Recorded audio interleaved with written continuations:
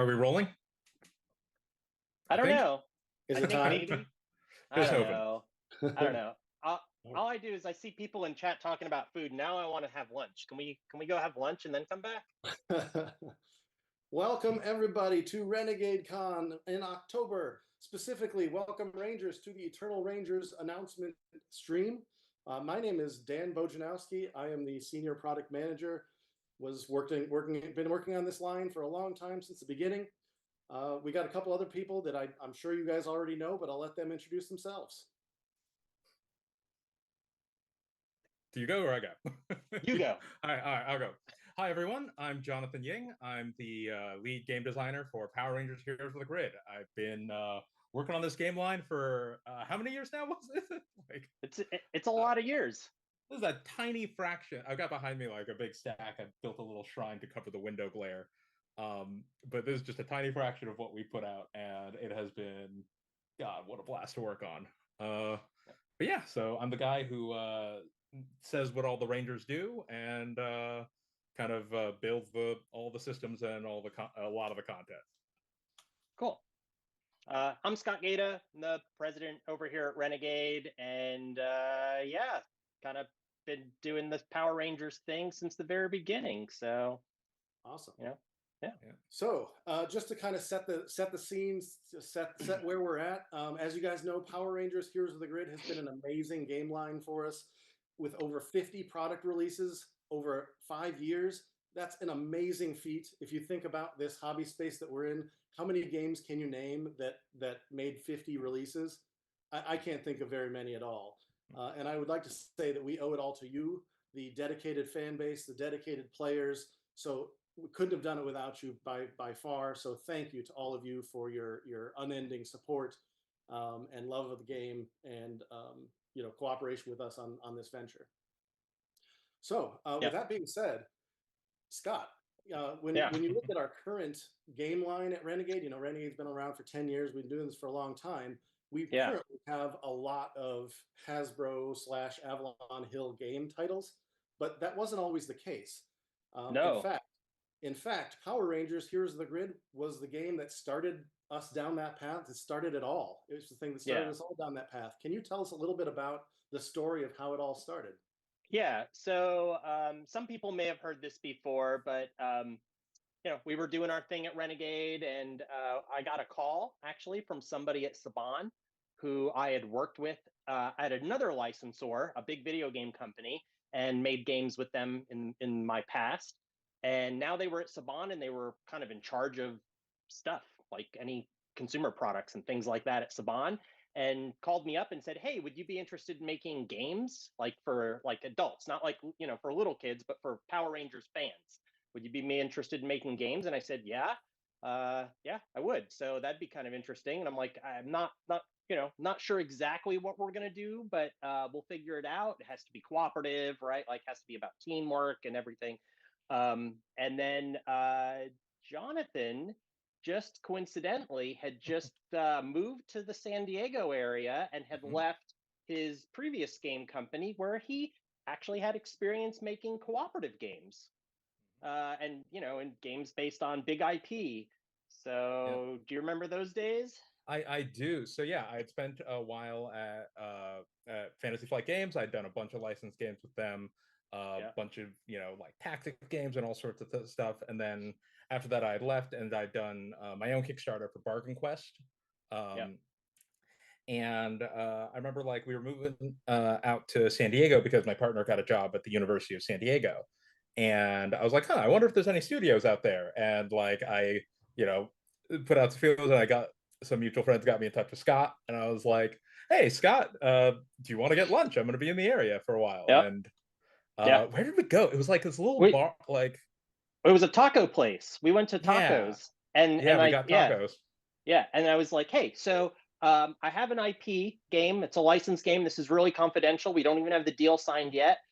But would you be interested in working on one?" I think your initial reaction was like, it was just like working on Star Wars and I've done so many licensed stuff. I was kind of trying to do my own thing. Yeah. And then I was like, well, I don't know if this is your thing or not. You probably won't be interested, but it's Power Rangers.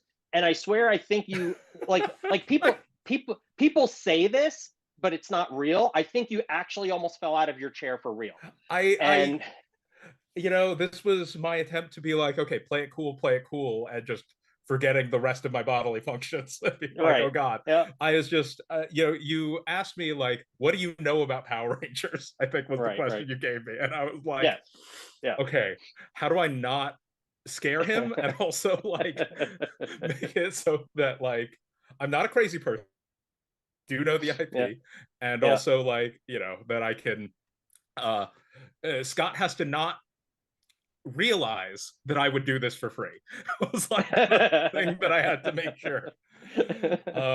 And yeah, Yeah, but like like the immediately the conversation then turned to like, oh, what kind of game would it be? What like what and yeah, when you were talking about how it would be like a really proper like hobby game, like something with some good depth and some meat to it, I got yeah, really excited because I'd done a couple of more kind of mass market like types of yeah, games, and I know Power Rangers has had like like Dice Chucker or like Revenge of Goldar stuff, and I felt like but what I would have wanted to make and what I would be excited about was this kind of thing, and the amount of like kind of excitement that built up just at the end of that lunch meeting. Like I got home and I was like, yeah, okay, I don't want to jinx anything, but yeah, I'm super excited when I was talking to Liz about it. yeah.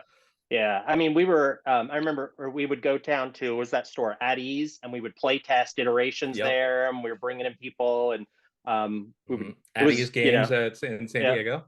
yep, yeah. So that's where a lot of the early work was done.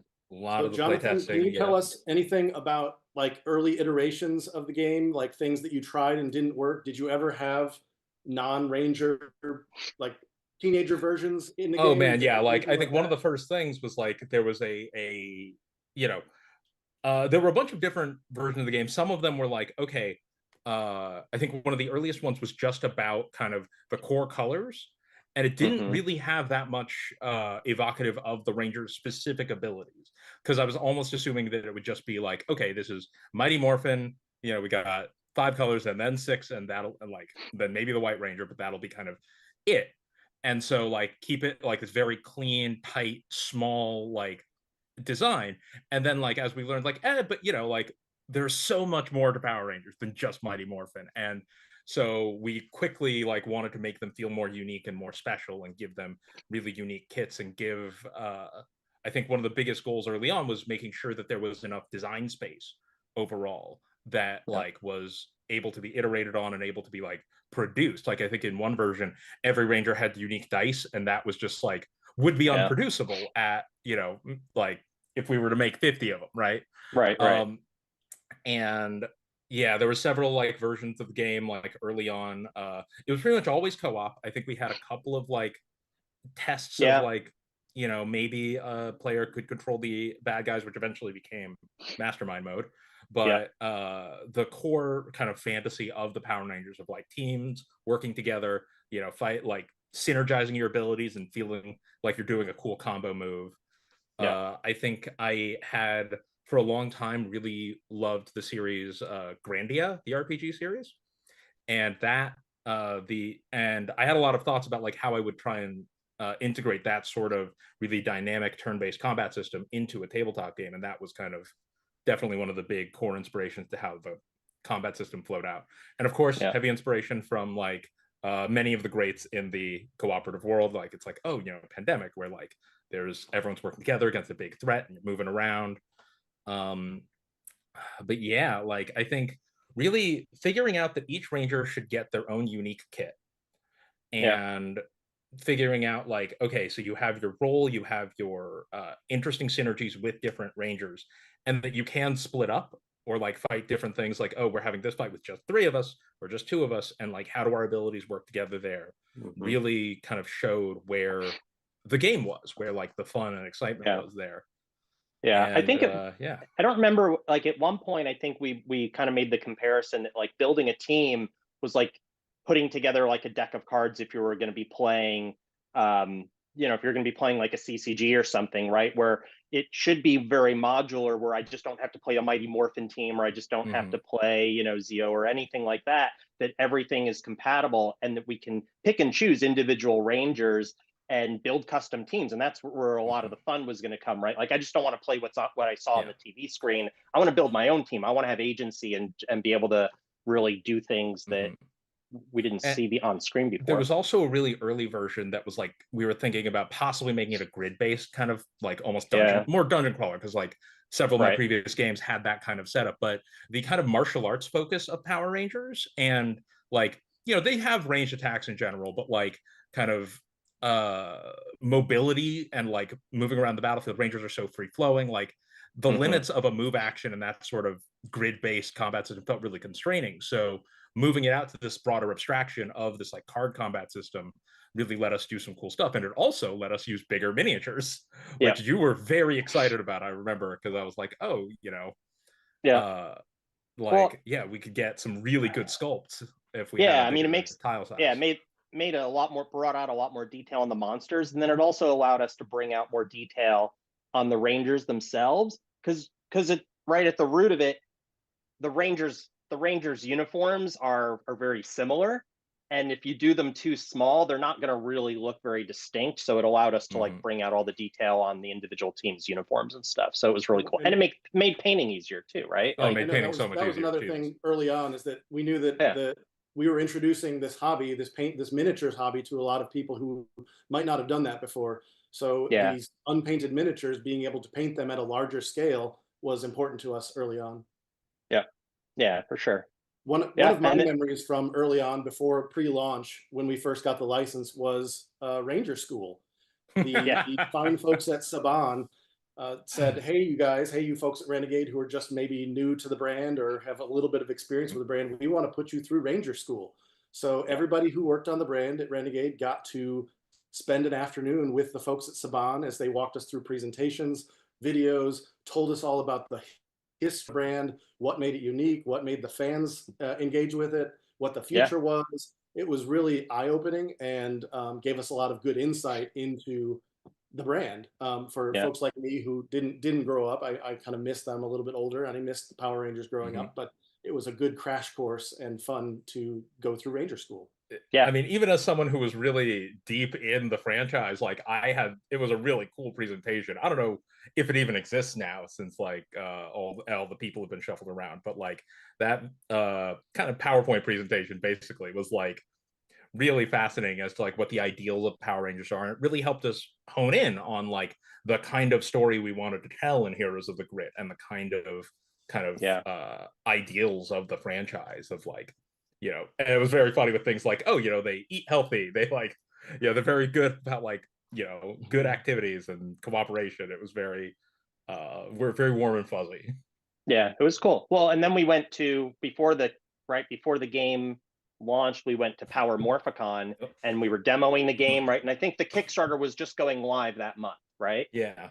And we were at Power Morphicon, and we just had a booth just for the game, and we were demoing there. And, you know, 15,000 Power Rangers fans at one convention was crazy. Prototypes it was really fun. That was the very early version of the game too. Like there was a lot of people look back at some of the older stuff. I have some of them over here, the original some of the prototype cards and stuff. So speaking of the first Kickstarter, that's kind of the next topic I want to talk about. What an amazing experience.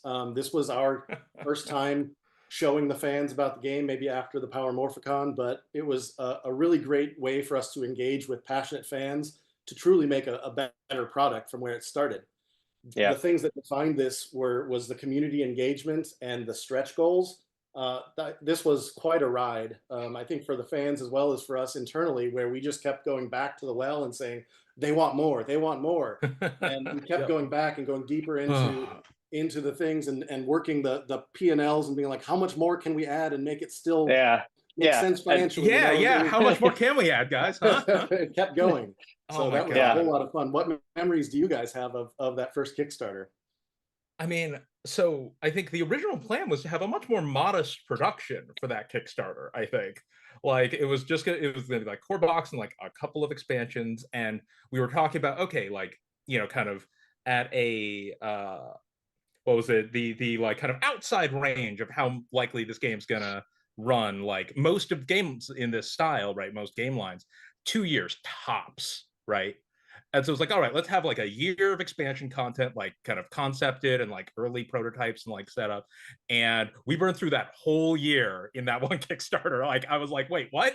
What do you mean we Yeah. have to like Yeah. Well, like we didn't know what to expect, right? Like we kind of got a little bit of a clue at Power Morphicon. People really like what, you know, the early version of the game and all of that. But I mean, there had never been a game for Power Rangers for adult fans, right? A gamer's game for adult fans. Everything had always been aimed at, you know, the typical entry level, you know, how everybody grew up like interacting with Power Rangers as kids. So there hadn't really been anything like this before. So yeah, we didn't know. It was by far the most even to this day, like the most enjoyable like crowdfunding campaign. Just it was fun, it was exciting. I think like we all would get up in the morning and like probably, you know, I know I did, even before I would get out of bed, I would like go to the comments section like on my phone and like see what was going on and talking to people and stuff like that. And it was really fun, as much fun for us as I think it was fun for you know, all the players and the fans that were in there engaging with Yeah, it. one thing It was looking cool. back, if you go back, you can still look at that Kickstarter page if you want to, but you'll notice that there's the prototype boards. There's this Yeah. now Little square iconic shape boards, of the yeah. board, the circle with the Yeah. rings and the areas. Yeah. In the original Kickstarter, those were rectangles, and It was that a was big how it square was. board, kind of laid out like Yeah, and I remember myself personally, when whoever came up, I don't know if it was Jonathan or Scott or someone else came up with the concept of switching that to a circle.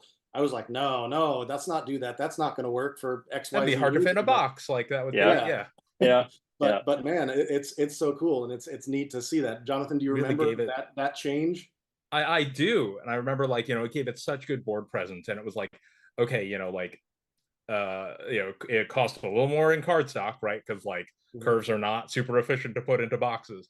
But like, you know, really it gave the game such a unique board presence, such a unique like Yeah.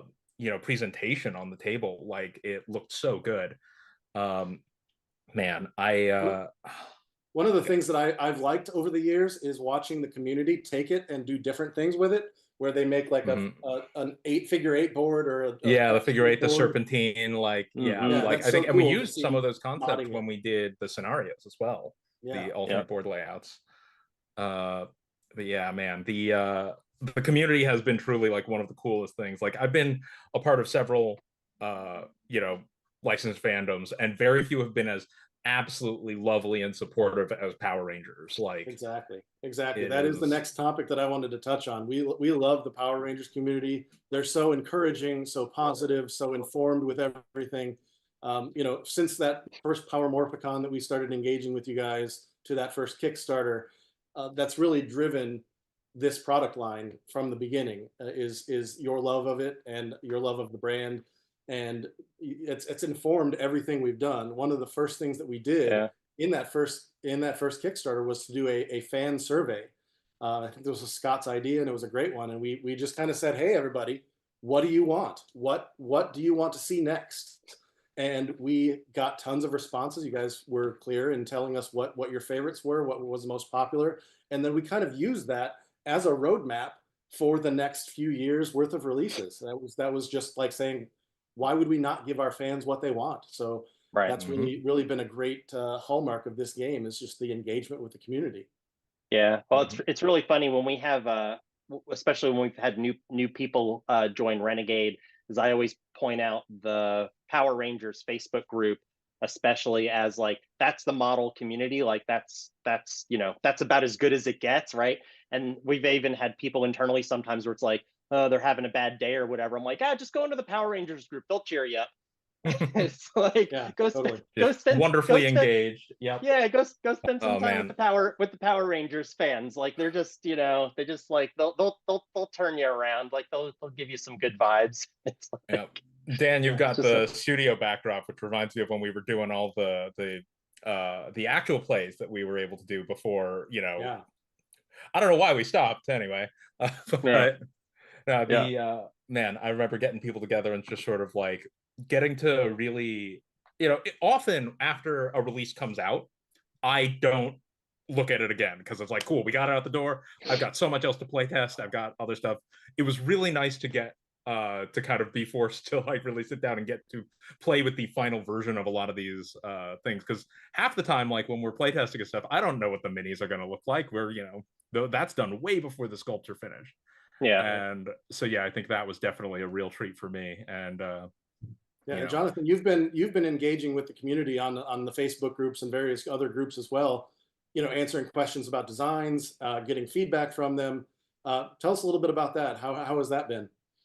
it's been like super cool. Like I think it is probably the most directly engaged I've been with a community of players for my game. Like a lot of other studios have like, you know, just like more distance, or like, you know, I think a lot of previous games I had moved on while before they got super deep into an expansion cycle or anything. But kind of talking to players and kind of getting their feedback and getting like and seeing what kind of questions got posed and like really engaging with their interest was super cool, and really kind of helped me keep uh my thumb on the pulse of like, you know, okay, do they want things harder, do they want things easier, do they want like what kind of content are they excited about, what kind of you know, what are they speculating on. And sometimes like I did have to like very carefully avoid, you know, a lot of the community made groups and stuff, because I didn't like, you know, uh I didn't want to disappoint anyone for having something that's not what they had assumed a mechanic would be, but I also didn't want to kind of have that be too influential on the designs that we were cooking internally. But it was very funny when people were like, "Oh, I wonder if the next expansion will have this character," and be like, "Oh, they'll be happy, they'll be They'll excited." be happy. Yeah. Scott, I've heard you tell this story many times, so I'll ask you Yeah. to tell it again. When Heroes of the Grid finally delivered to Kickstarter backers, there was kind of an outcry about difficulty. Can Oh you yeah. share your insights into that?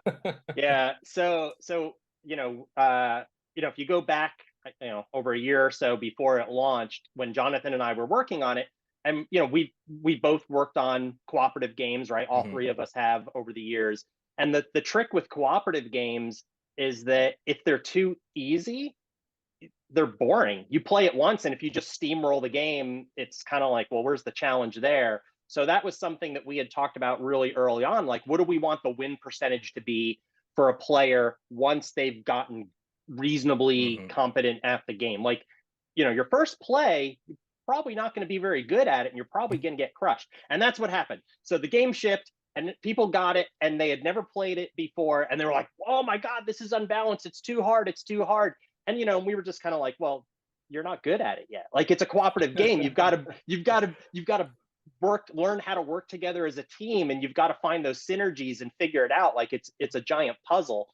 And once you figure out those synergies and how to play and how to work together and how to key certain abilities off of each other, and then we saw it, right? Like, it took about a month or Mhm. so, and then people were like, oh yeah, now I'm getting it. But if you win a cooperative game every time you play it, like, that's no fun. That's not a challenge. And that's why Mhm. we also, right, like, we had some like some rule suggestions where we said, Yeah. well, if you want an easier game, you're playing with younger players, maybe Mhm. kids in your family and stuff, you could do this and things like that, and Yeah, we definitely kicked off like pretty intense, and you were very firm, and like I think I agree. Like it is challenge is an important feature of these games, and if your yeah, first experience is like a clean win, then you're like, all right, go out on top, right? Like I've done that in games that like I quite like.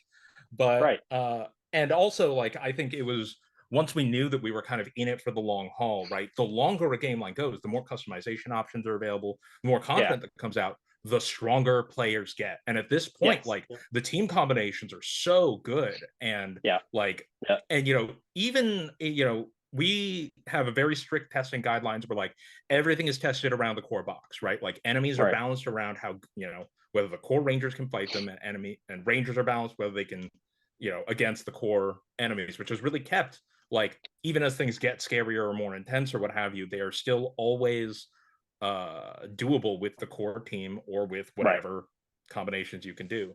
So Yeah, like, you don't want that like planned obsolescence where you're just power creeping, like, mhm, right, like collectible games often do this, where it's like, oh, all those cards from like 3 years ago, not only are they not legal to play with, you wouldn't want to play with them anyway. Like we obsoleted them by power creep, and like that's always kind of like, meh. And like certainly as designs got more weird, like they got a little trickier to balance. There were a couple of Rangers that maybe came a little under curve, but they were often, in their niche or in their specialty, were some of the best Rangers to play in those situations. I just saw a comment real quick. Like it's hard to read the comments when we're talking because they fly by. But somebody said, spoiler alert, Kickstarter end boss is both Scott and Jonathan. Oh yeah, OG Pudgy Pig was mean. Oh man, sorry. I just my ability is I just say just wait and make you skip a turn. Nice. Oh man, sounds broken. Yeah, no. So speaking of our one of the things that I've loved in the Facebook group, I'll just say it is that, like, we've talked about 50 plus releases. Like, I've seen this over the years, and it's just grown and grown, where people will pose or post a picture of their collection with like just a big tower of boxes. And it's just so, it brings a big smile to my face to see you guys. I mean, just because I know that that's a huge amount of content to be played. It's a huge amount of joy that it brings to many players.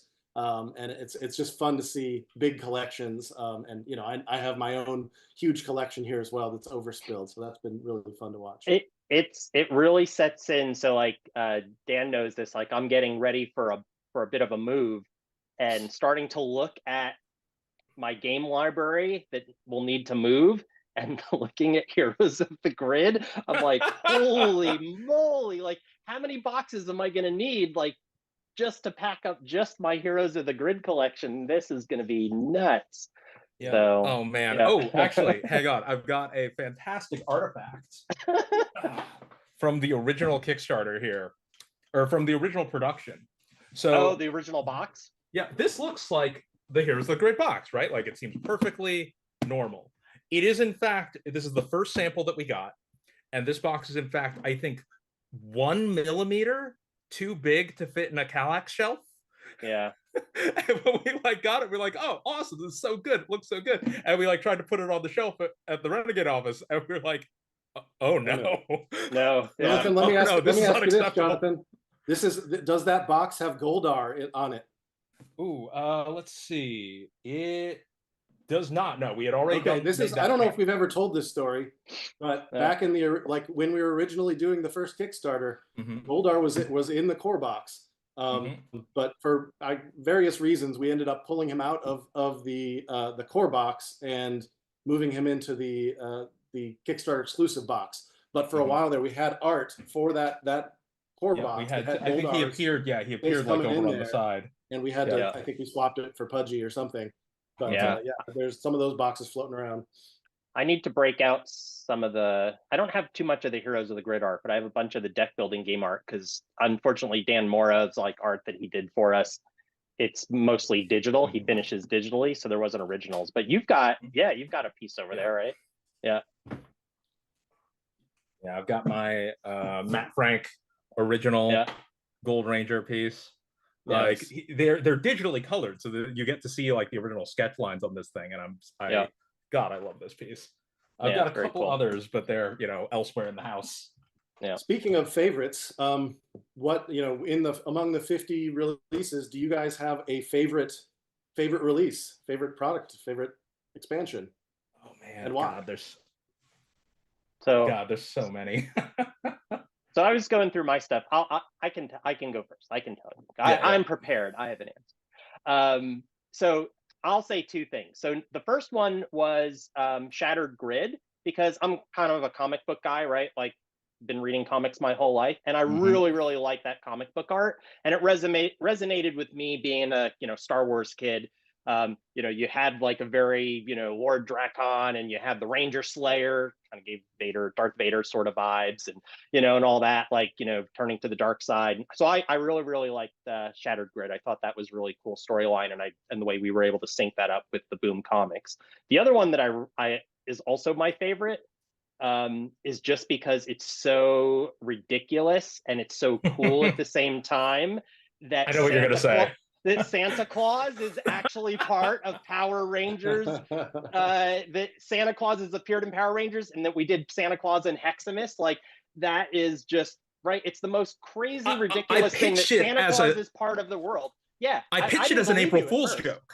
Yeah, I I pitched didn't it like, believe you know, you. it would be I was really like, funny. no If, way. And you're like, no, Santa Claus has appeared in the show. in And it's several like, seasons, like, and yeah, like yeah, in the like the Hyperforce streams, they did a whole thing with Santa Claus. It was yeah, great. And actually, fun fact, the design for Santa Claus that we commissioned for Dan, like that Dan Moore designed for yeah, Heroes of the Grid, has now appeared in the comics. yes. In the Hyperforce series, our Nice. Santa gets to show up like in his full cool ranger suit. I Yep. forget if the reindeer Zord shows up in it, but Somebody said in the Santa and Sergeant Slaughter team up in Heroes of the Grid is incredible. I mean, at my table. That's pretty cool.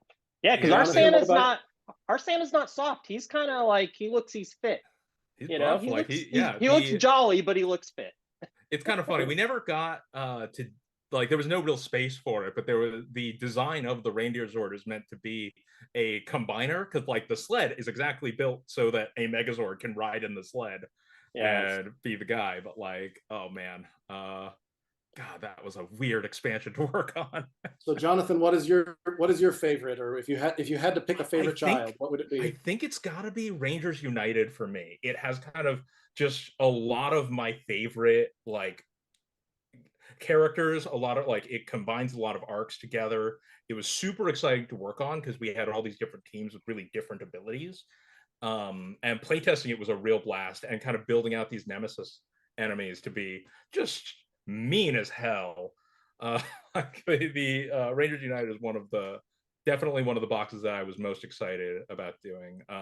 That it's like a toss up between Rangers United and Light and Darkness. I think Light and Darkness, playing with the flipped theming, for Light and Darkness, like, one of my favorite things to do in the game is to have mechanical references to other characters, right? So like all the Tommy Olivers is like a through line of his abilities and what kind of is reflected in each of his forms. Light and Darkness, I really got to play around with that by having like, oh, how do the enemy forms reflect and counter, or like kind of show the uniqueness of their ranger, you know, the playable forms. And like, that was a really fun design challenge, and I think one of my favorites to really build on. God, everyone's saying such nice things in the comments. I would say that my favorite, you know, I come from more of the production side of things and whatnot. My favorite was the Zordon Dice Tower. This was such a unique product, a unique accessory to bring, and it was such a challenge.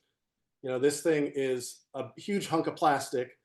It was needed to be functional for both Heroes of the Grid and for the Power Rangers RPG as a GM screen as well. Yeah. So adding all of that together, and we also wanted it to be able to be painted so people could customize it just like the figures. So we had to, you know, have it pull apart with the top, and people be able to paint the actual Zordon face and the bubbles and all that stuff. There was a lot of back and forth with the factory on this one. You wouldn't believe. I mean, I think this one got delayed a few times because of some of these things. I remember just sitting at a table, chucking handfuls of dice down this thing and recording the number of times that dice got stuck in the chute, and being like, nope, it's not enough. It's not. We got to make this the eggs at a different angle so they'll fall out, or they don't get stuck in there. Yeah, and the dice aren't just standard like RPG, you know, 16 millimeter dice. Chunky. Here's the grid dice are chunky. Yes, and you don't just roll like 2, you roll like 6 or 8. Yeah, and you roll a bunch of them, and they all roll blanks for some reason, right, guys? Totally. So, and when I was doing this, I had to roll the HOTG dice, and because it was also a RPG accessory, you know, the standard multi-sided dice, all the D20s and D6s and D3s and all those other ones as well. So it presented a very unique challenge, but I'm really pleased with how it turned out. It's a fun toy accessory, and I'm happy to see that it dons lots of people's tables. So that was fun. Very cool. All right, so we've had a fun trip down memory lane. Thank you guys for doing that. But I think many people are here to hear about the Eternal Rangers Kickstarter. This is something that we've teased a little bit. We've teased the name, and there's 2 elements of that. There's Eternal Rangers and there's Kickstarter. So first of all, you know, we haven't been back to Kickstarter in a while. So that's exciting. This is a new Kickstarter, and this is coming in 2025. So we have some stuff to spoil, we have some stuff to talk about. But first, I'm going to kick it over to Scott to give us a little bit of an overview on this Sure. release. So okay, so as we go into the Kickstarter campaign that's next year, I think some of you kind of in the comments have kind of gotten the gist of it. Like we had a bit of our reunion here, but we are at the point with Heroes of the Grid where sometimes all good things must come to an end. But that doesn't mean it's over. We're going to end it here at Renegade. We're going to wrap it up. This next wave that we're going to have in the Kickstarter will be the last wave that we do here at Renegade for Heroes of the Grid. But Dan and Jonathan and myself will go into a little bit more about what Eternal Rangers means. And this really involves you. I've seen people kind of guessing in the chat, like, oh, it's this team or that team. It's not specifically. It's really about you, the players, and giving you guys the tools that you need to continue the game on your own. So this campaign is going to be a celebration of Heroes of the Grid. We have a lot of things planned. Unfortunately, we're never going to be able to do everything. We're in year 31 of Power Rangers. We're never going to be able to do absolutely everything in that game. But we're going to do as much as we can to cap it off on our end. I also just want to say this isn't the end of Power Rangers at Renegade. So Heroes of the Grid is wrapping up. It's had a really long, fantastic run, but we're not done with Power Rangers. We're working with Hasbro as we speak. There will be more Power Rangers gaming goodness in the future. So stay tuned. But yeah, I'm going to turn it over to you guys. Let's talk about details. Let's get into some details. Let me tell you a little bit about the this Kickstarter. We're not going to spoil everything now. We just wanted to give you a few like bones to chew on about what to expect when it comes out. So again, the timing of this will be early 2025 when the Kickstarter will run. So look for it in the first quarter of 2025. When will the product release? Well, I mean, we're working on it now. We've got some stuff we want to show you. We expect that it will release into your hands in late 2025. So all starting and ending in 2025. So we're currently very excited about that. So what's going to be in this Kickstarter? So there is Power Rangers Heroes of the Grid. There's going to be 18 figures in the core pledge. So 18 new figures. These are not foot soldiers, so it's not going to be it's going to be 18 multiple copies of the same guy. Yeah, it's not a bunch of copies of the same guy. It's 18 unique things. In the core pledge. There's going to be over 200 cards included, and this includes new Mastermind cards. That's something that we haven't done, I think, since the original Mastermind release. So we're really pleased to bring you some more content for that, to be able to shore that up and give you some new experiences on the Mastermind side of things. Also, this is something we haven't done since the first Kickstarter, really, is stretch goals. Like we've hinted at, that was a whole lot of fun in the first Kickstarter. We loved that experience. We think it was fun to engage with the community in that way. So this Kickstarter, we are actually planning on doing stretch goals, and these will include a bunch of stuff. We've got ideas. We'll love to hear your ideas as well. But we've got, this will include new figures. This will include upgrades and more. We've got ideas for different kinds of dice, different books, different things. We've got lots. I can hint all I want, but there's a lot of the stuff we have been like planning and that we were excited about. We want to try and get as much of it out as we can. And really, again, this goes back to listening to the fans. A lot of the stuff that's on our wish list comes from things that we've heard you guys say over the years. Like, wouldn't it be great if? Well, now's our time to do it. So this is what we're hoping for. We're hoping to have a great crowdfunding campaign, a great stretch goals, great engagement with you guys.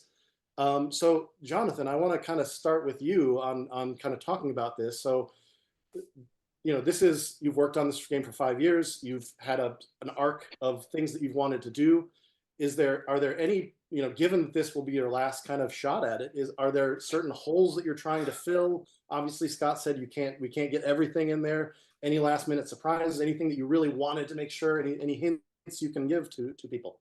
I think one of the important things that I have kind of wanted privately, right, this whole time, my secret goals in a way, was to kind of have at minimum one kind of representative for each like season or era of the Rangers.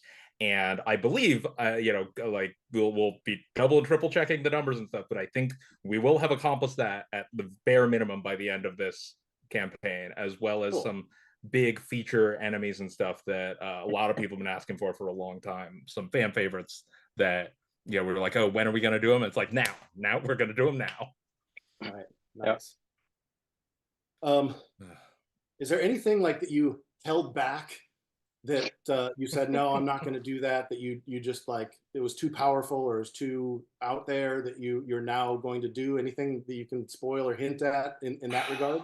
I mean, let's see. I think one of the nice things is that we've got a few villains planned that are canonically some of the scariest dudes in the whole setting.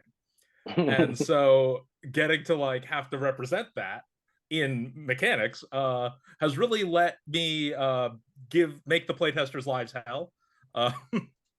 And it has definitely been really interesting and exciting to get to kind of flex some of the scariest opponent the Rangers have ever had, as well as like come around on certain things that I was like, okay, can an enemy card just and like, can an enemy card have the ability that the game is over, right? Or like, can an enemy card just have an ability where it just defeats a Ranger? And it turns out they can. But yeah, some of these fights are going to be very high stakes, very intense. With and really, I'll be excited to see how the players do against these guys. Awesome. So try not to spoil. I'm trying so hard not to spoil whatever we can. Like, I understand. You're doing a great job. So why is this called Eternal Rangers? I'm sure that's what a lot of people are asking, and Scott kind of hinted at it. But one thing that we want to do with this is that we want to. This is all about long-term fans. You guys who've been with us since the beginning, who have invested so much of your time and money and effort and love into this game. We want to kind of pass the torch to the players. We want to give you guys the tools to be able to continue making content, doing things, keeping this game alive in your own way as much as you can for as long as you'd like to do that. So with that in mind, we want to give you tools, and that's going to be part of this campaign, is offering customizable card templates along with rules guidance from Jonathan. Yep, I've got several articles being drafted right now that I'm working on. Crafting custom content for both Rangers and baddies. So you guys, he's kind of taking his design diary, his Bible of how he balances these things, and passing the torch to you guys, so you guys can learn from that and make whatever. If there's something missing that you always wanted that's not there, you can do it now. If you want to create your custom Ranger for yourself, you can do it now. Those are the it'll be a real look behind the curtain for people. Yeah. So you're going to provide people guidance on not just Rangers, but how to make monsters? I believe so. I think that's in the plan. Yeah, to kind of show like what the curve looks like, so that we weren't able to do most of the monsters of the week because there's hundreds of them.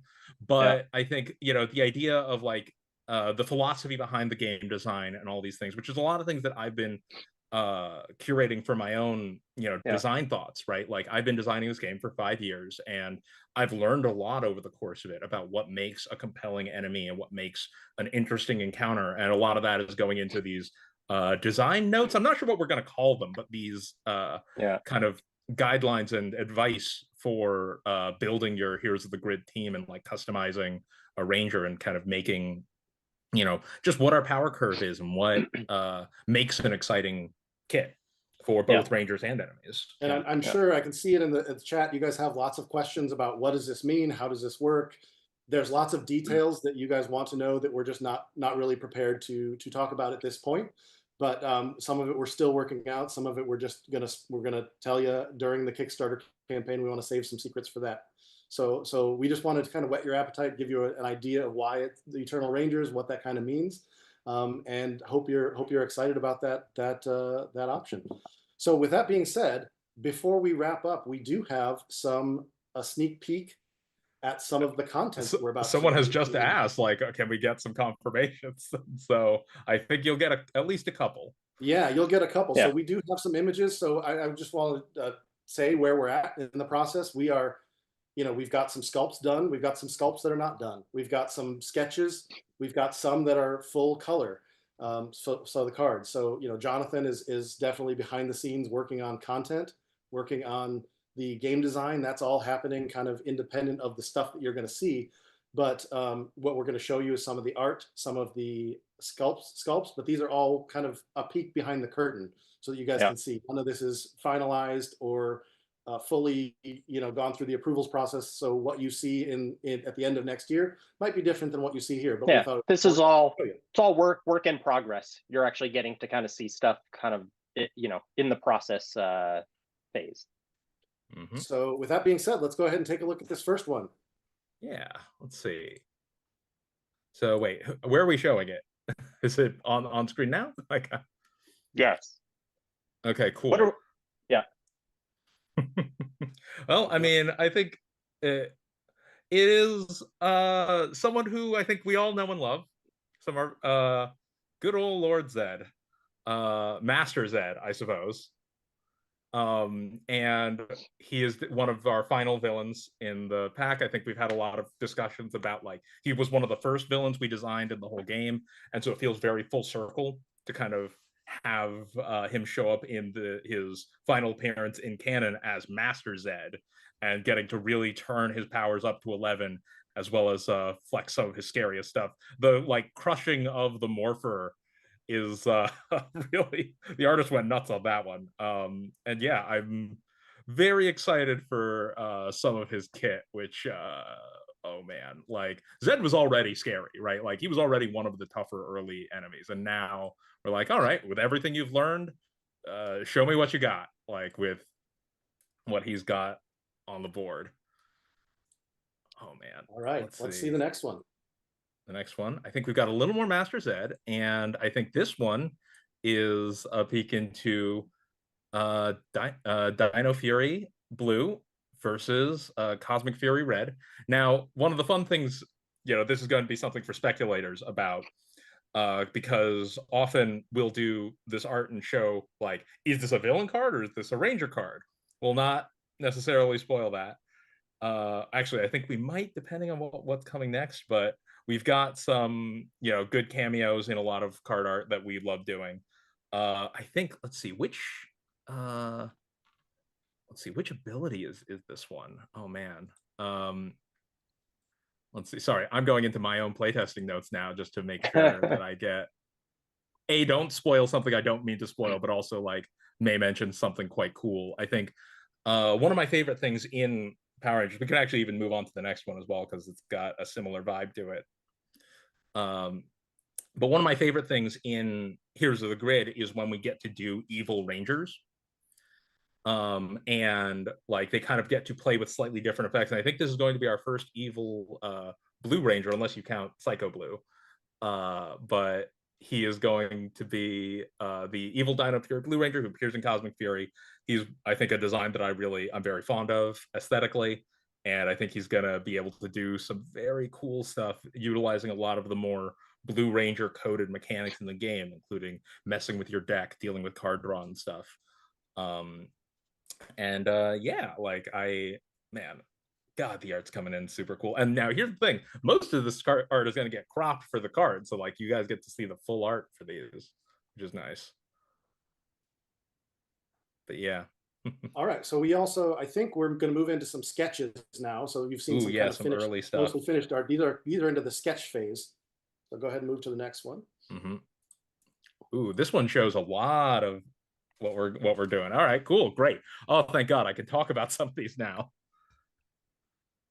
Yeah, I mean, so eagle-eyed viewers may notice a certain team being represented, as well as, yep.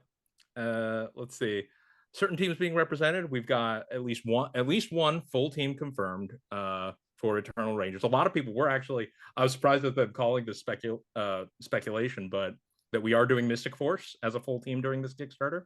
It's one of my favorite teams. It's got some of the coolest designs. The fact that all the minis are going to have capes was something I was very excited about because the sculptor gets to flex on them. And then, of course, we have ninja form Adam Park, who is one of my favorite characters to play in Battle for the Grid, the fighting game, as well as, of course, my personal favorite Power Ranger is Adam Park. And so getting to design his ninja kit was something that, like, I think we've had way back when. His kit was designed, has been in my like backlog of like which expansion can we get him into? You know, where will he fit? For a long time, and finally getting to put him in is really like this one's for me. Like oh man, I love the ninja uniform. I love the Adam Park character. I give him some frog moves, get to play with some of his mechanics. As I've said before, a lot of these characters have legacy mechanics as part of their overall Ranger career. Adam Park is going to be no different. And there's one more Ranger, but we'll see if let people speculate a little more about that last one in the bottom corner. Gotcha. Mm-hmm. Are we ready to move on to the next one? I think so. I think it's another sketch, right? I think so. Yeah. Yeah. You know what? I'm not even like, I imagine people will figure out which Zord card this represents and what that means for the character that it character or characters it can go with. And yeah, like I think this one is fun to let people speculate on, but as you can see, our Zord artists are continuing to go crazy. These lovely inks. And yeah, I think this is one that a lot of people have been hoping to see a little more of, as far as the team it's part of. But yeah, don't worry about it. It'll be great. I think we've got some sculpts to show you now, that we're going to move on to. Yep, I think the first pair of sculpts, I think it will not surprise anybody, honestly, but I think they look great. I think they are some of the most complex ones. I do not envy the mini painters for some of these.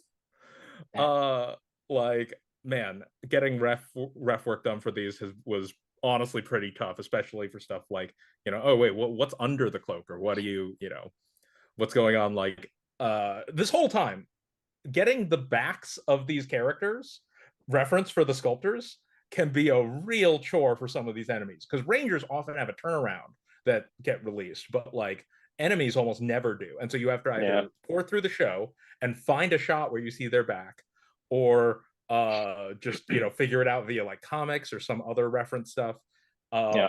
Crazy to me. What is it? There's a recent auction for a bunch of Power Rangers props that has these incredibly lovely high-res photos of costumes. I'm like, oh, if only we had those. Oh, that'd be cool. Could have just been like, hey, sculptor, look at this. It would have been great. Like the Tyrannodrones was one that the evil Dino Fury Blue, like those shoulder pads those are crazy. Those are insane. Like, I'll note lots of spikes. Yeah, when going to the factory, things like spikes and things like underhooked elements they're often very leery about them, and we've been very frustrating for them to deal with by having all of these Sentai designs.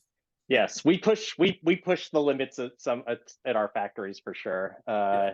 They're like, no, you should smooth this out. I'm like, no, it needs to have spikes, and you will give us spikes.